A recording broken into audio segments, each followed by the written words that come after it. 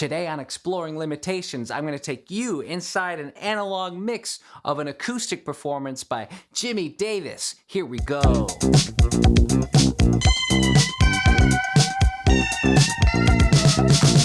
Acoustic performance onto 4-track cassette. Mirrortone Studios, that's where we were at. Welcome to Mirrortone Studios.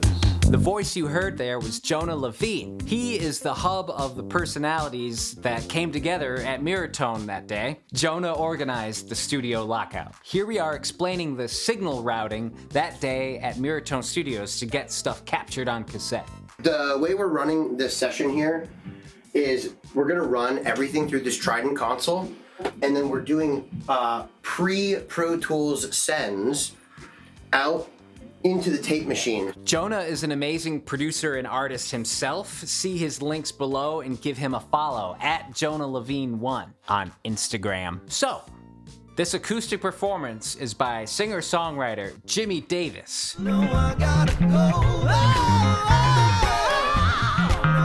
And it was the very first thing that we recorded out of all 3 days. I had never met Jimmy, and I didn't know what he was going to perform. You're gonna hear in our examples today that Jimmy has a very wide dynamic range, which I personally always find captivating as a listener. Quiets were very quiet, and his louds were powerful. Powerful. Check out this quick clip of us while we were recording to cassette at Mirrortone Studios. You still doubt me. How about now? How about now? Do yourselves a huge favor. If you love great singing and acoustic guitar, give Jimmy Davis a follow. Links to his stuff are below. But today I'm gonna show you both of the songs that we recorded and how I treated them in the mix. So without further ado, let's get into the first song, Today. Let me just show you what we captured for his performance. I utilized all 4 channels because I knew it was gonna be an acoustic performance. Channel 1 is his vocal mic. This Neumann for vocals, that's Jimmy. This annoying man for vocals. This is a annoying man with a Neumann for vocals. Channels 2 and 3. Blumline stereo pair for the guitar. Which I love, from Vanguard Audio Labs. Huge fan. I bought their tube mic. It's the V13. Channel 4 is a room mic. An Omni mic. It's the V13. Favorite microphones, easily. Shout out to Derek. Go follow Vanguard Audio Labs and buy some of their mics. That being said, let me show you what's here, starting with the stereo mics. Stereo mic.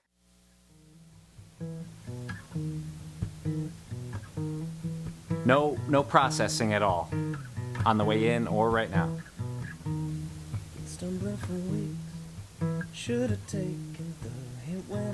A lot of vocal is in there, obviously. Now here's the vocal mic.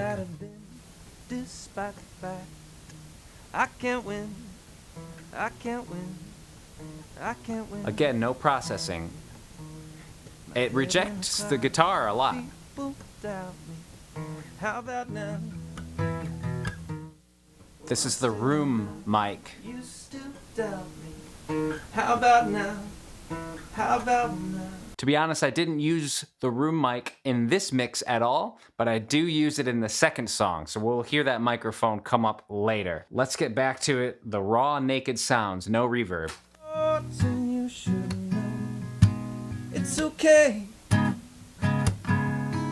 better me than someone else. It's almost good with just the stereo mic. Today, I can swear to you. You can hear that most of the performance is being picked up by that stereo mic, and I realized that as I was mixing. So the main thing that I did on his voice, the vocal channel, that is being sent to the Tapco 440. The effects out of the Tascam is being sent into the Tapco. Instead of going back into the effects return, I'm actually bringing it back into the 5th channel, which is, to me, one of the biggest advantages of having Portastudio's with mixers that expand beyond just the 4 channels. Anyway, we recorded on this, so I'm mixing on this. And when it's an artist or another performer, I want to try to keep it as accurate to their vision as possible. You're going to hear me say that a lot when it comes to mixing other people. Back to the vocal chain. So I basically am going to use the vocal chain as my reverb send. Let's hear what that sounds like.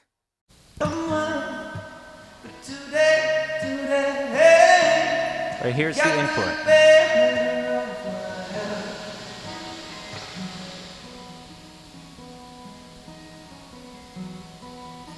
I'm gonna let that play. The best part of this Tapco is having this EQ on the reverb. I'm gonna mess with it here.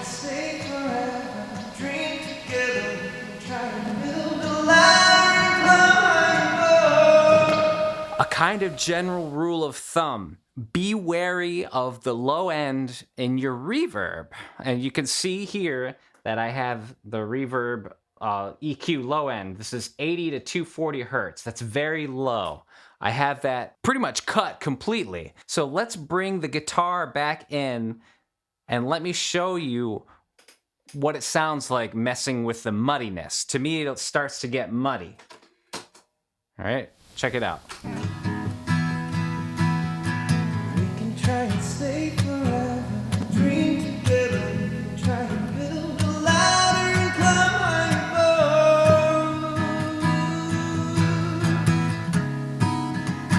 above. It's definitely a spring reverb. You can hear it when I stop. Man, his performance is so dynamic. I honestly wish that I had a compressor on hand at the studio. I would have used it on the way in, but you got to work with what you got. So another thing I want to say about when I mixed this tune is that the reverb is the only thing that I used.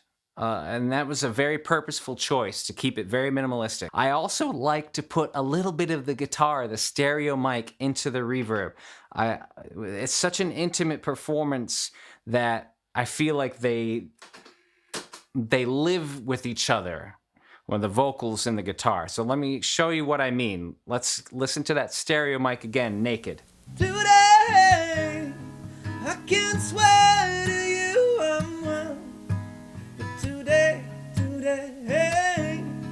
got the better of. Hear that little tail? Part of making mixing choices is catching the rawness. And then there's some times where you feel like, okay, this moment or this thing could use a lift or something as a listener. That's what I'm always trying to do when someone sends me something to mix. And in this entire piece, it's really just this one part coming up that I decided to assert my own little artistic interpretation of what was going on. It is this vocal climax. I'm just gonna show you what I did. And check it out. We can try and stay forever, dream together. We can try and build a ladder and climb high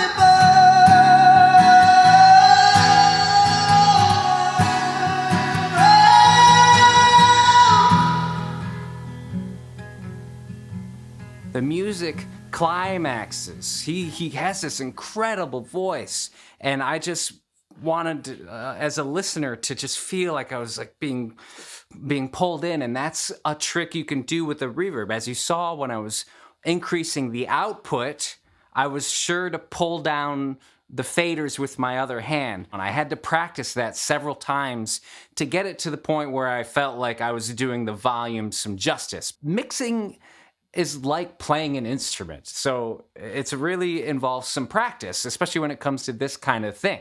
I thought it would be cool to show you that, to show that mixing always will be a physical and emotional response.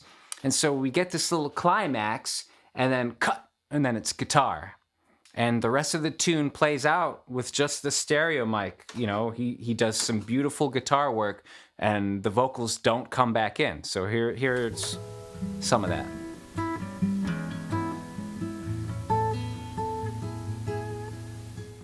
Anyway, that was the main thing I did with the first tune today. So let's move on to the second tune called Follow Suit. The second tune recorded that day, Jimmy picked up the nylon string guitar from the studio. Run so far, I can't trace you.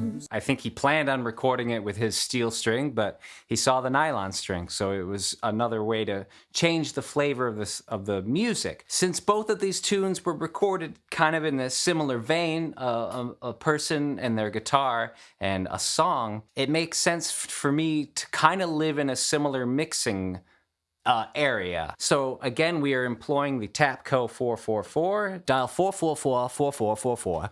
No, the Tapco 4400. I think I may have adjusted the EQ on it, be a little brighter, a little bit more of this, a little bit more of that. But as I mentioned before, the biggest difference on this mix is that I actually used the room mic. An Omni mic. It's the V13. So let's listen to that room mic naked right from the beginning. There's that room mic sound. Plain, no reverb. This is what I did.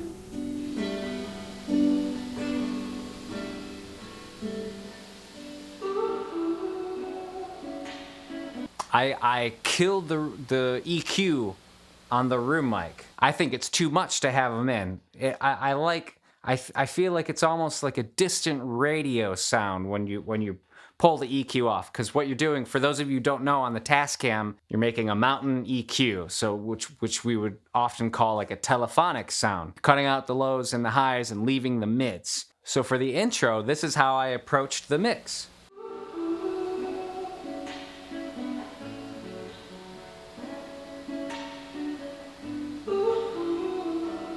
And I start to bring them in.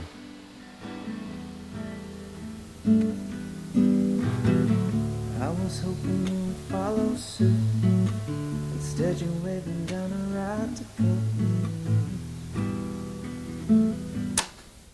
Do you like that?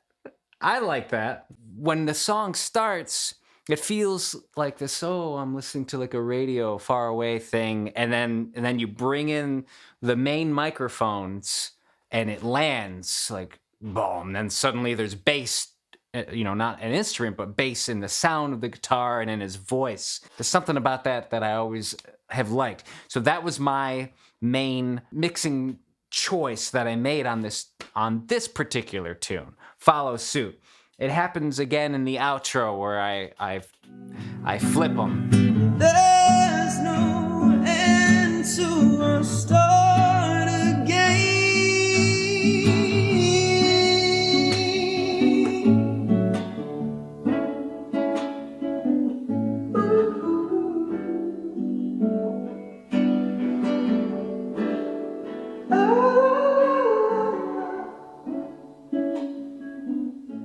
It's so good. It's such a dynamic, he's got such an amazing voice. So again, like the previous tune, when you're dealing with something like that as a mixing person, most of this track, I just let it play. You can hear that. Just let it play. Let Jimmy did all the work. He did all the performance, and it's incredible. My only contribution is that sonic shift from the beginning verse and to the very end. There you have it. Total analog mixing, analog recording, analog mixing. The only thing digital involved is getting it so that it can go to your ears right now. I kind of wish I knew what the performances were going to be ahead of time, so I knew what I was getting into, but I also love surprises, and Jimmy is such an incredible performer, a great voice. It was such a pleasure to work with him. Again, guys should go follow him at Jimmy Davis, and all the links are going to be below for all of his whereabouts and what he's doing. Down in Australia, g'day. I've got a lot more analog mixes coming up, and some of them are much more complicated. So I think I'm gonna continue to do some of these mix breakdowns for you. If you're interested, let me know in the comments below. Now, I have to address something with this music in particular. Some of you might still be thinking about how noisy this track ended up. A lot of hiss, and I would actually agree with you. That's why you should join me next week when I talk about how to fix a client's mix after it has been brought back into computer land. Unless you go from straight to cassette for distribution, you will not want to miss that very, very important video for living in the modern era. If you like what I'm doing here, check out the links below. I'd like to thank my patrons on Patreon. Without their support, their continued support, the channel would not be progressing as it has. Stick around to hear the mix that I actually did a few days ago for Jimmy Davis and his performance. But with that, as always, is peace and be good to each other.